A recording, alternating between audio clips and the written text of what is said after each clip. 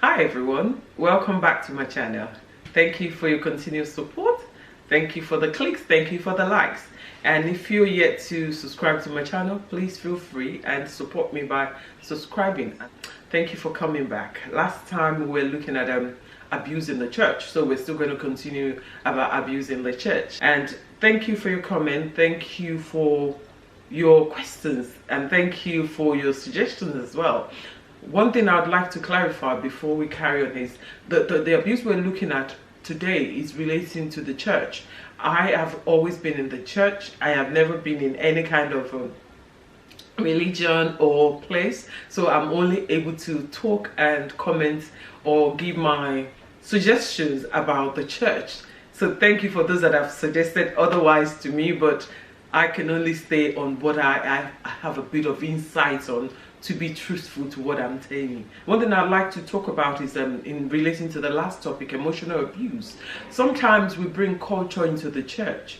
Because we have brought culture into the church, we've brought traditional beliefs or cultural backgrounds into church. So sometimes people might not realize they're being emotionally abused, because we're brought up sometimes, especially those of us from African background, especially from the area that I come from. Sometimes emotional abuse to us has become like a norm. So people don't actually think when emotional abuse is going on that it is an abuse. But in any way we've put it, from the comments that I've received and everything, there's loads of abuse that goes on emotionally. And it's not to be permitted, it's not to be allowed in any setup.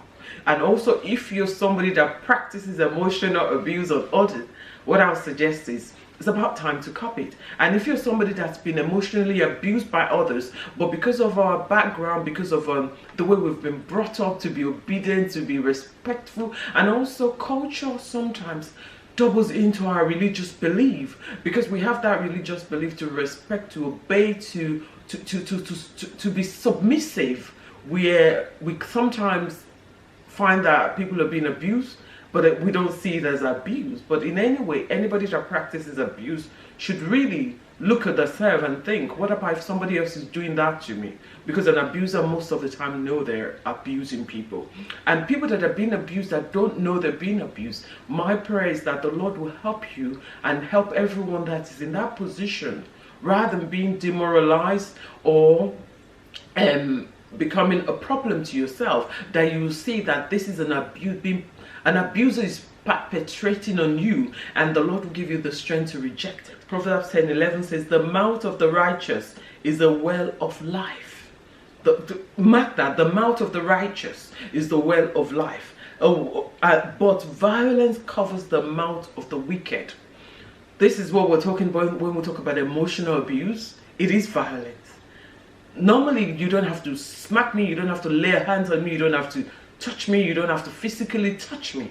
But you are mentally, emotionally draining and disrespecting someone if you do emotional abuse. The Lord will help us in Jesus' name. Today we'll look at financial abuse.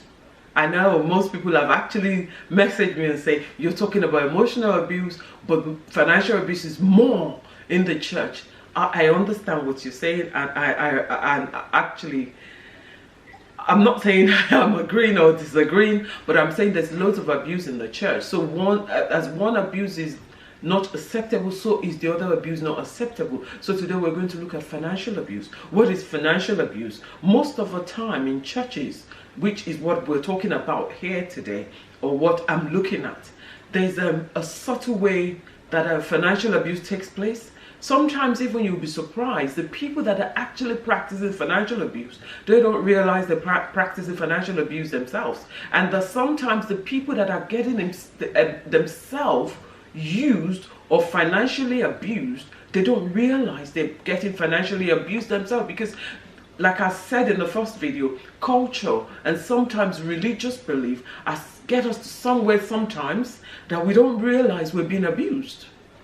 So what is financial abuse? I'll say financial abuse is where somebody is taking advantage of the other in finances, or where somebody is mismanaging money or finances that has been put in their position or in their keep or in the authority where it's been abused. So financial abuse could be financially abusing an individual, financially abusing a group, or financially abusing or misappropriation of funds. So misappropriation of funds, which I would say it's most commonly happen in the church, is where the abuse happens mostly, is the misappropriation of funds in the church. And one thing we know is that sin is one thing that takes a Christian to hell. But most of the time we don't see financial misappropriation as a sin. But sin is sin. So financial misappropriation is a sin, because when you're financially misappropriated, that means your record is not appropriate. And if your record is not appropriate, that is lying. And if you're lying, that is sin. So what would I say? Financial misappropriation in the church is very common. Especially when you look at the records, when you look at the accounts. Some churches will put on the record that they employ 2 or 3 people for administration, whereas I'm using all of this as an example. You would have your example as well. Whereas nobody actually is being employed in the church at that level or that post. But because the church has spent money in a way probably that is not accountable for properly, they will put a record saying they employed an administrator for 1 or 2 days a week, whereas that does not happen. Also, financial abuse happen when we are, I'm all for tithes, I'm all for offering, because those are the commandments that I'll give my tithe. I give my tithe and I give my offering. But financial abuse arises when some people get another person in the church to take out loans sometimes, which some churches do. And to repay it now becomes a problem. And also sometimes when we get people to vow, sometimes people can't afford the vow they've made.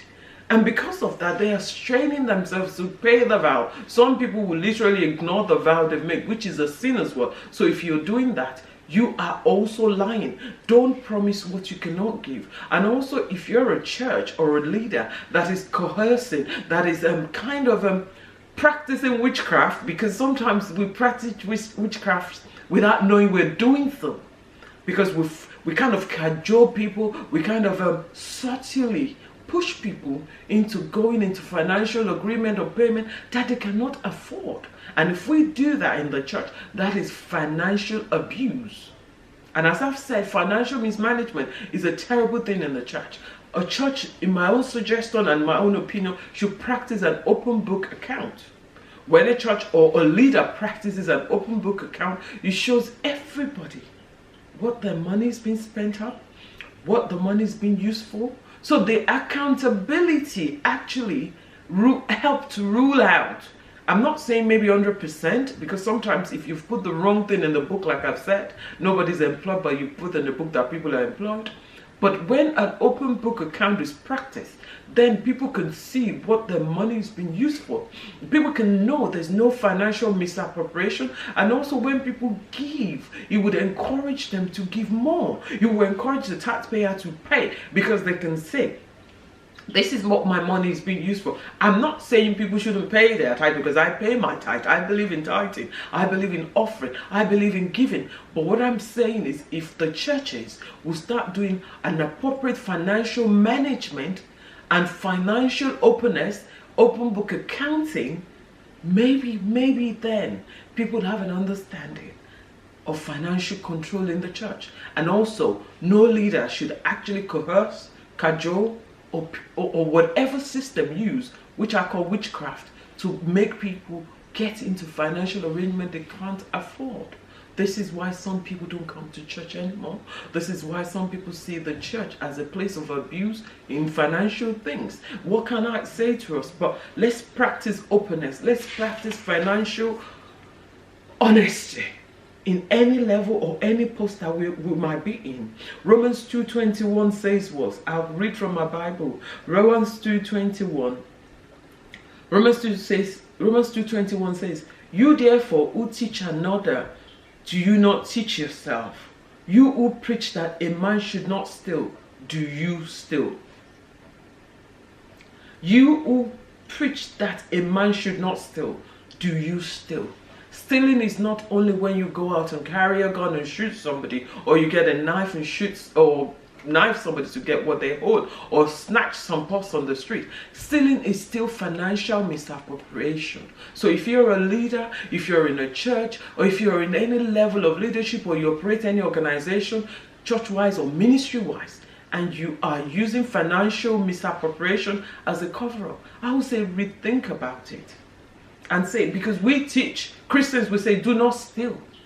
But if you do financial misappropriation, or if you cajole people to give money they cannot afford, that is stealing. And also in cajoling people to give what they can't give, that is not only stealing, that is abuse, emotional abuse, not just financial abuse. The Lord will help us in Jesus' name. Thank you for coming back to my channel.